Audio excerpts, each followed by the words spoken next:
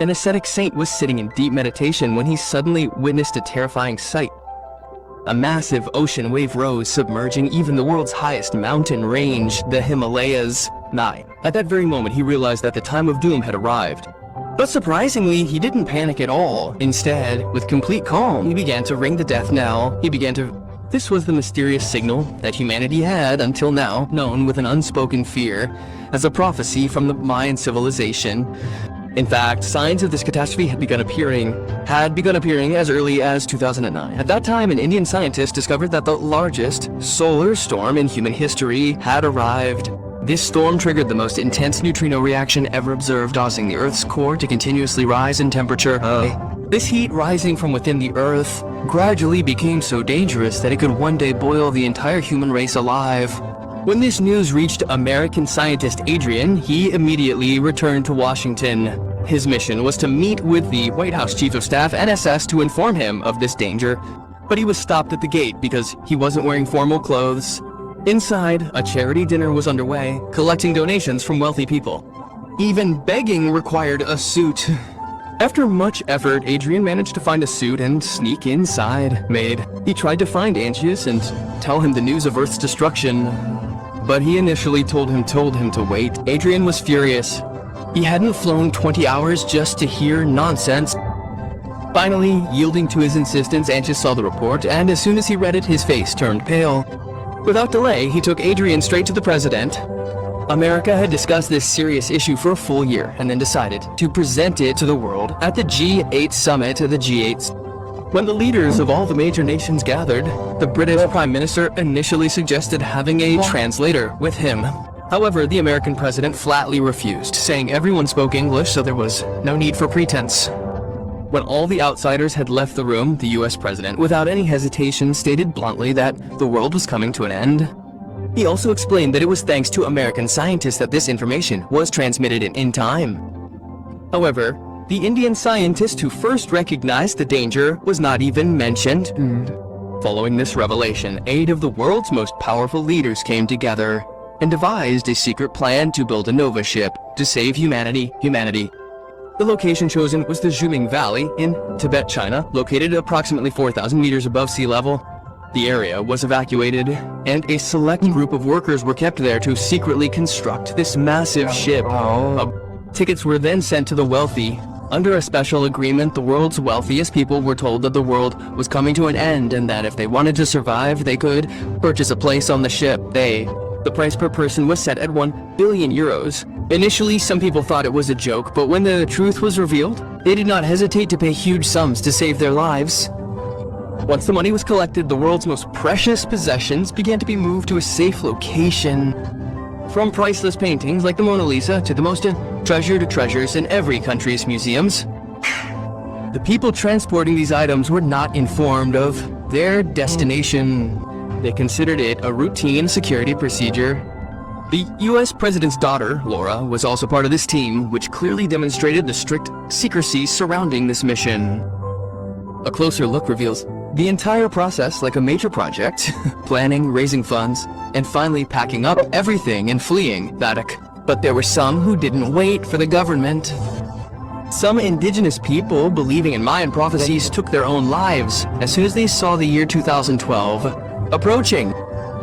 They believed that when the end is certain, why wait? News of this incident spread rapidly in the media, sparking a scientific debate about the prophecy of the end of 2012. At that very moment, a common man named Jackson was sleeping peacefully in his home when suddenly a strong tremor occurred, and the alarms of vehicles parked outside began to ring. Jackson woke up in a panic. He looked at his watch and immediately began getting ready. Just then, his ex-wife, Kate, called asking why he hadn't arrived yet. Jackson was a mediocre writer whose books sold poorly.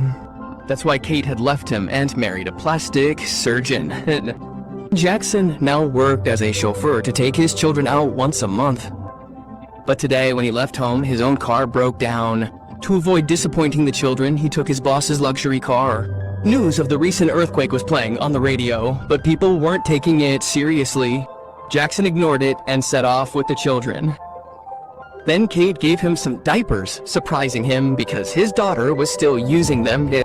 His son also called him by name, but Jackson didn't take it to heart.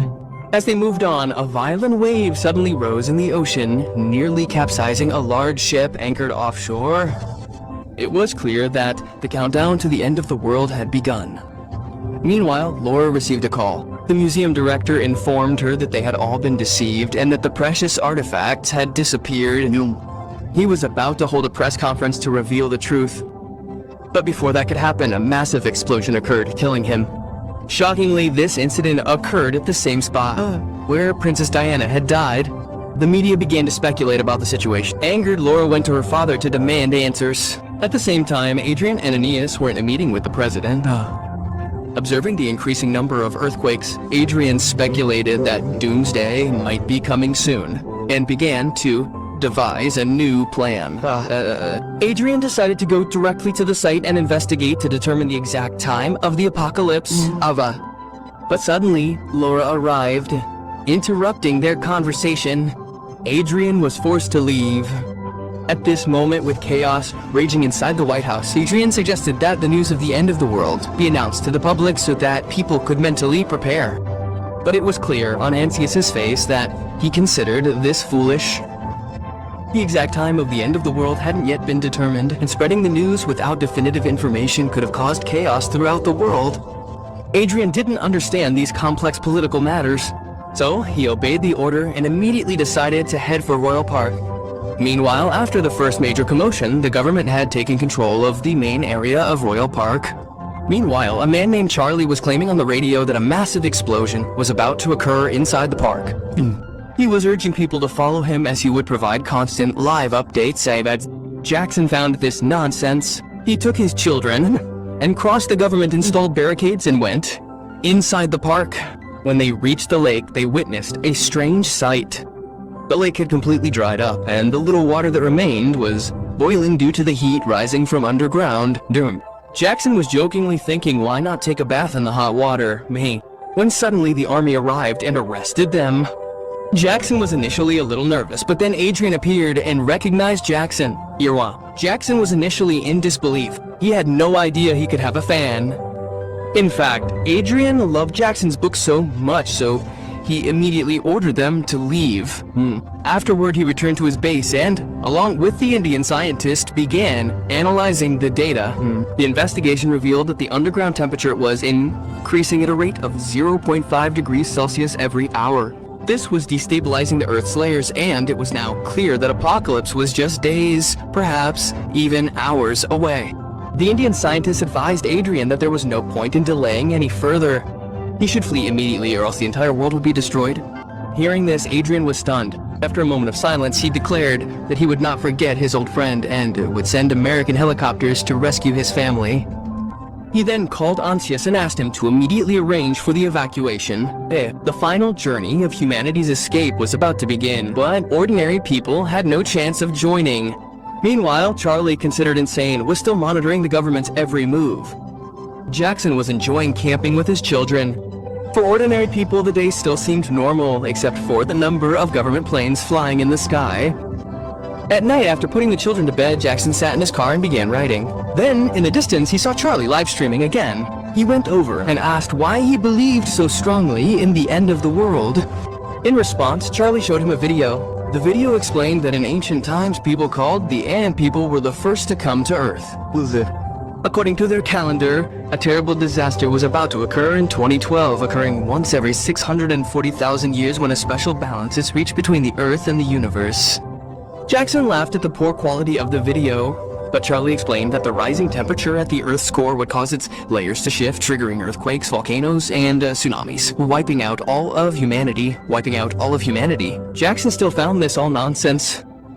He said that if the world were truly coming to an end, news would have spread everywhere instead of the strange silence that had fallen upon us. Charlie then showed him a death list containing the names of those who had tried to expose the truth and had been murdered.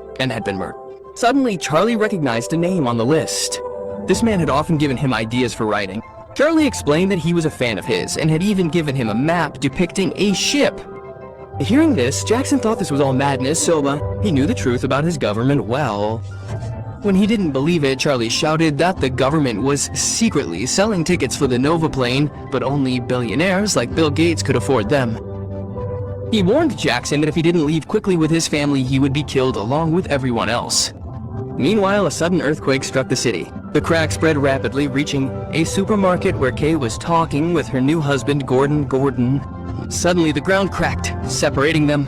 The next day, when Jackson heard the news, he immediately left his children at their home. He was about to leave after saying goodbye to Kate when he received a call from his boss, ordering him to immediately take his two sons to the airport and get a raincoat for their pet dog. In fact, Adrian had explained the situation to world leaders just moments earlier. Earth had less than 36 hours left. Although only 4 planes were ready, the US president decided to begin the evacuation immediately. The wealthy people who had purchased tickets began receiving boarding messages. Meanwhile, Jackson was still confused.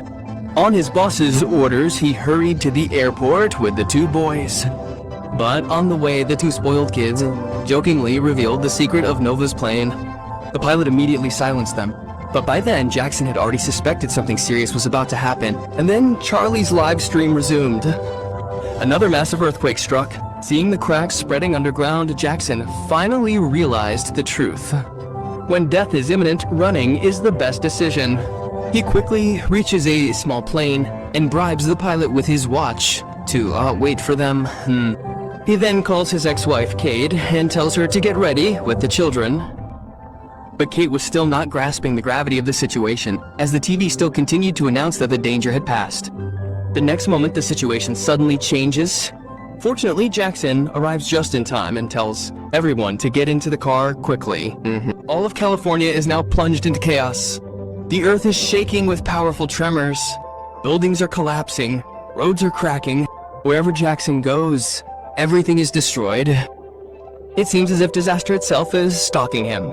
Panic grips the city. Even the scattered objects on the road have become life-threatening. Kate's new husband, Gordon, tells Jackson to head towards the highway. But the next moment, the entire highway collapses, leaving Gordon speechless. The disaster struck so suddenly that ordinary people wouldn't have had a chance to escape. But Jackson wasn't one to give up. He continued to push forward, overcoming every obstacle and to save his family. But the situation was so dire that the entire Pacific Ocean platform was shifting in, and several cities were being swallowed by the sea. When they finally reached the airport, they found the pilot they had spoken to lying dead beside the plane. The problem now was that Jackson didn't know how to fly a plane. Kate remembers that Gordon had once taken flying lessons. Even though he wasn't a professional, he was the only hope. Forced to do so, Gordon was made the pilot. Jackson repeatedly urged him to hurry up, which angered Kate and... But as they looked out the window, their situation changed. Devastation was all around. Gordon somehow started the plane and took off just in time for the ground to crumble beneath them, beat him. He then dangerously maneuvered the plane through the crumbling city. Buildings crumbled below, trains fell, and debris lay everywhere. Behind them, the entire city was devastated. After briefly escaping danger, Kate asks Jackson how he knew all this. Jackson explains that a madman, Charlie, had told him all this. Now if they wanted to survive, they had to find him because he had the map to Nova's ship. Kate thought it all nonsense. But Gordon tells them to look outside, where entire continents were sinking into the ocean one by one. Now the Mayan prophecy had come true. Meanwhile, a cruise ship at sea had survived the first disaster. The people on board were still singing, unaware that their entire lives were about to end. And Adrian's father was among them. When he received a call from his son and learned the truth, the ground slipped beneath his feet. The most tragic thing was that Adrian hadn't made any arrangements for his father. The old man understood that his end was certain. With a heavy heart, he said goodbye to his son, hung up, and ordered one last drink in the name of a morning that would never come. Meanwhile, Jackson and his family arrive at Royal Park with Gordon. Jackson asks Gordon to refuel and runs with his daughter to Charlie's camper van, but Charlie wasn't there. He was live streaming on a hill. To get a map, Jackson had to risk it and climb the mountain. He asked Charlie for a map, but Charlie insisted ordinary people couldn't reach that place. Jackson repeatedly asked him for a map. He even promised him a place on the plane. But Charlie wasn't interested in escaping. He wanted to show his viewers everything live, right up to the last minute. Jackson was astonished by his obsession. Suddenly, the ground begins to shake again. Jackson doesn't delay and rushes back with his daughter. Meanwhile, Charlie's live stream continues, and then a massive explosion erupts, creating a massive mushroom cloud in the sky. The violent shock throws Charlie into the air, but he gets up again and runs towards the fireball. Finally, with a loud scream, he is swallowed by the explosion, disappearing like a shooting star. Meanwhile, Jackson is still running. Fireballs are falling all around him, as if someone is aiming them. An explosion hits the back of their car, but somehow the car is still moving. Finally, they reach the plane. As soon as the plane stops, Kate immediately grabs her daughter, uncaring for Jackson. Jackson searches for a map in the car, and as soon as he finds it, the ground begins to collapse beneath him. Gordon realizes Jackson will no longer survive and considers taking the plane and flying away, but the children flatly refuse. They will not leave their real father. At that very moment, Jackson musters all his strength to escape, the map in one hand, hope in the other. Without looking back, he runs towards the plane through the explosions, and at the same time, Gordon starts the plane's engine at full power. The entire plane is engulfed in thick smoke. Jackson shouts repeatedly, "Hurry up." Gordon struggles, and finally, at the last second, they manage to take off. Gordon was overjoyed to have saved everyone, but his joy went unrequited. Meanwhile, Matthew, Jackson, Kate, and the children sitting in the back were so engrossed in the map that it was as if Gordon wasn't there. In that moment, Gordon felt like an outsider in this family. As Jackson opened the map, 5 large letters flashed on it. Written in bold red, they clearly pointed to China. This was the place where Novazine's ship was being built. Now Jackson understood why. Charlie had said that getting there wouldn't be easy, as they didn't have a visa to China. Sneaking in was nearly impossible, but if they could find a larger plane, it might be possible. Meanwhile, Adrian makes another attempt. He asks Ansius for an extra ticket so he can save his father, Zepke. But when he arrives, he hears Ansius speaking to his mother for the last time. He clearly states that he never intended to save his family. In his opinion, his mother is 19 years old, and wasting time and resources trying to save her now is pointless. Furthermore, he explains to Adrian that the situation is dire. Earthquakes have wreaked havoc across the world, even religious statues have fallen, and people are protesting in the streets. If the truth about the end of the world is revealed now, people will attack the White House. Therefore, it's necessary to hide the truth, at least until all the rich and powerful have safely reached this ship. Hearing this, Adrian becomes enraged. He sends everyone out of the room and speaks to Ansius alone. Ansius bluntly says, "People hate the rich, and we belong to that class. If you feel so sorry, give your ticket to someone else." Hearing this, Adrian falls silent. Just then, an official arrives and reports that an explosion has occurred in Royal Park, and the devastation will reach Washington in just 7 hours. This means the government has only 7 hours left to hide the truth.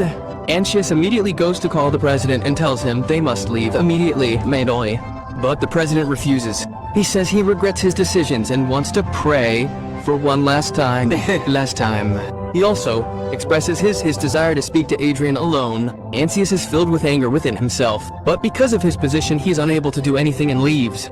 Inside, the president entrusts Adrian with the responsibility of his daughter and says that he will now reveal the truth to the world. At least at this last moment, the people have the right to know the truth. But by then, the situation had deteriorated. Chaos had spread through the cities. Even the Las Vegas airport was half destroyed. The government had grounded all flights, leaving thousands stranded. Everyone was scrambling for their lives. In such a situation, Adrian, who was flying only government aircraft, finally boards the plane and brings a message from the president. Ansius suspects something and immediately declares himself the new supreme leader of America. He immediately orders the plane to be blown up. Adrian wants to protest, but he himself had already broken the rules. He had given this secret information to his father. If this were to come to light, he could face a similar fate to the museum director who was killed for trying to tell the truth, and to tell the truth. Fearing envious, no one speaks up, and the plane is ready for takeoff. Meanwhile, Laura finally receives a call from the White House. Her father tells her that they are now going to tell the world the truth.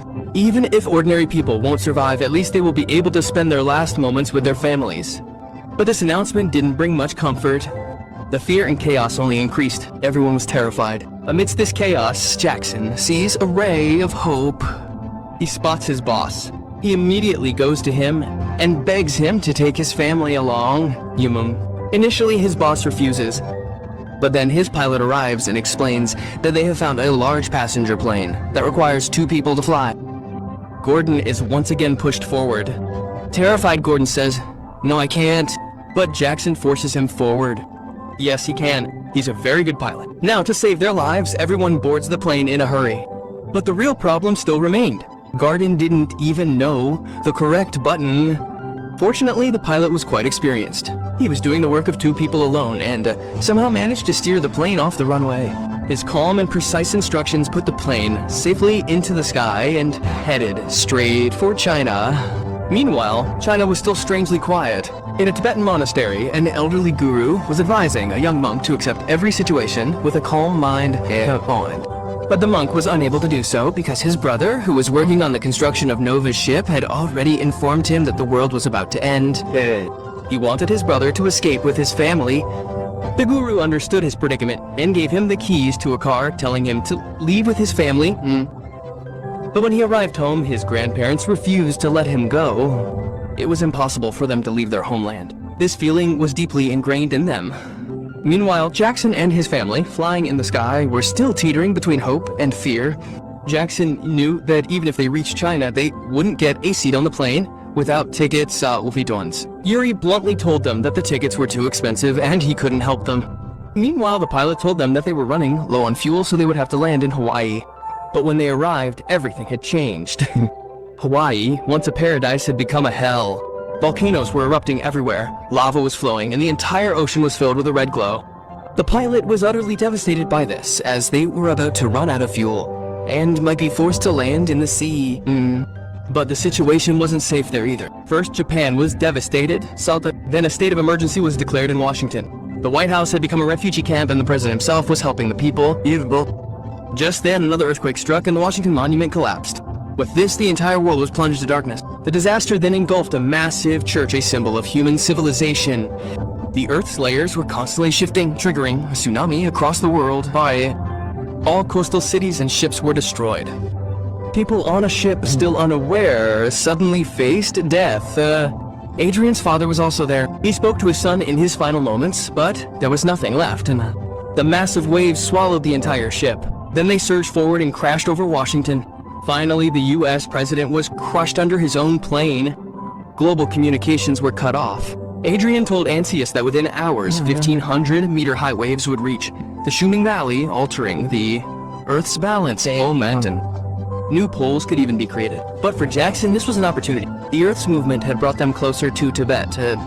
Their plane landed there at the last second. The pilot told everyone to get out first, but he stayed behind to open the door. His bravery moved everyone. Everyone hurriedly boarded the plane, but it wouldn't start, causing panic. Yuri stepped forward and started the engine himself. Jackson was astonished, but time was running out. As they left, the plane behind them crashed and was destroyed, killing the pilot. A Chinese military plane arrived shortly after. Everyone pleaded for help, but were asked to show their tickets. Yuri immediately showed his ticket and boarded with his family. However, his girlfriend was stopped because she didn't have one. The woman broke down. This scene demonstrated that only the rich have the right to live in this world. Even their pets could survive, but the poor were left to their fates. Meanwhile, Ansius received news that the third plane had broken down, and some of the rich people wouldn't be able to board it. This meant that even those who had paid could die. Meanwhile, Adrian was placed in a room where he was alone. He felt that even in such a massive disaster, space was being wasted. A single room could have accommodated many people. Just then his phone rang. It was an Indian scientist. He explained that the government hadn't sent any help to rescue him and he was now facing death, alone. Hearing his cries, Adrian was devastated. He immediately went to the control room and looked at the screen. Waves as high as 1,500 meters were hurtling toward them, and they had less than 6 hours to escape. Meanwhile, Ansius called an urgent meeting and ordered the ship to be launched quickly. Those who couldn't board should be left to their fate. Meanwhile, Jackson's family, with the help of a monk, was heading towards the Shaming Valley. When they arrived, the guard said they couldn't take so many people inside, but Kate pleaded, even offering to hold his feet. Finally, the guard relented and let everyone in. Meanwhile, Yuri learned that the ship was about to depart. He killed the guard and escaped with the others. Now only 17 minutes remained before the tsunami struck. Everyone was running for their lives. Jackson and his family were trying to get inside the ship through a pipe. Trapped in front of them were several wealthy individuals helplessly awaiting death. Then Jackson spotted his dog. He called out to it and somehow he too managed to get inside. As he left, he signaled to Yuri. Meanwhile, Adrian, sitting in the control room, watched all this unfold. He watched those who had been left outside and were now waiting death. When Adrian saw the monitors on the people waiting outside, his heart melted. He immediately ordered the communication channel to be opened. He would now speak directly to world leaders. His impassioned plea moved everyone present, and ultimately, it was decided to open the doors to allow those innocent people inside and lied. As news spread, a wave of joy swept through the people. A glimmer of hope finally appeared. But little did they know that the danger was far from over. As the ship's gate opens, a tool falls from one man's hand and gets caught in the gears, causing him to fall along with Gordon. It's now Jackson's responsibility to save them. He uses all his strength to pull Gordon up. The other man manages to escape, but the gate begins to close and they are nearly crushed under it. Then, the same tool stuck in the gears comes into play, jamming the gate, preventing it from closing completely. But meanwhile, people are rushing into the ship without stopping. By now, the massive ocean waves have crossed the mountains and are heading straight for humanity's last hope. At that very moment, the temple's elderly guru rises and, fearing for his own life, rings the bell for the last time, as if giving a final warning to the entire world. As the waves begin to engulf everything, Yuri throws his son into the ship with all his might. His sacrifice is heart-touching. Meanwhile, Jackson and his team continue to repair the gate. But their efforts endanger the ship itself. When Adrian sees this, he is impressed by Jackson's courage and sends people to help him. Ansius is distraught by the situation. He feels that trying to save so many people is putting everyone in danger. Meanwhile, massive waves destroy the Chumming Valley Airport and reach the ship. Although the ship's hull withstands the initial impact, the open gate becomes a major problem. Water begins to rush in. Jackson and his team are then truly trapped inside the ship. Adrian, risking his own life, reaches the rear of the ship to help them. Just then, a second wave hits. The plane, caught in the strong current, collides with the ship, throwing it off balance. It begins drifting toward a cliff. An atmosphere of fear and despair spreads everywhere. Then Adrian tells Jackson that if the gate is not repaired immediately, the entire ship will crash directly into the mountain, killing everyone. To save his family, Jackson jumps into the water without thinking. He quickly reaches the spot where the gear is stuck and begins to fix it. Meanwhile, his son also arrives. Together, they understand the problem and try their best to fix it. At the last second, just before the impact, Jackson manages to pull the gate shut. The captain immediately orders the ship to reverse. Although the impact causes the ship to crash into an iceberg, it somehow recovers and begins moving in a new direction. When the situation calms down, everyone realizes that Jackson is missing. Everyone panics. People say, yes, he broke the rules, but he also saved our lives. He is our hero. After a while, everyone's eyes are fixed on the water, and then suddenly Jackson emerges from the water. His family runs and embraces him. Many people cry with joy, because if he hadn't been there, no one would have survived. After all, after everything is over, there is a new beginning, and Adrian finds love, and the ship survives despite all the damage. When the ship's door opens, sunlight pours in after a long time. Everyone together welcomes a new world. This story is not just about a disaster, but also about humanity. The film shows that no matter how dire the circumstances, only the goodness within human sacrifice and the spirit of helping each other can save them. As Jackson finally tells his daughter, now everything will begin again.